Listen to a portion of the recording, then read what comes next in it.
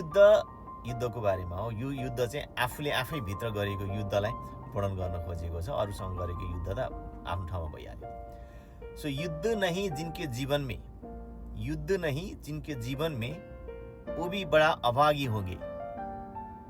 युद्ध नहीं जिनके जीवन में वो भी बड़ा अभागी होंगे, या तो प्रण को तोड़े होंगे या तो रण को छोडे होंगे। अर्थात् युद्ध त सबैको जीवनमा भइहाल्छ, कि त उसले प्रण गरेको कुराहरू, आफूले कमिटमेन्ट गरेको कुराहरू, आफूले स्ट्यान्ड लिनुपर्ने कुराहरू कि तोडेको छ, कि रणको छोडे होंगे। अर्थात् अब सक्दैन म भनेर त्यो रणभूमि छोडेर हिँडेको हुनुपर्छ।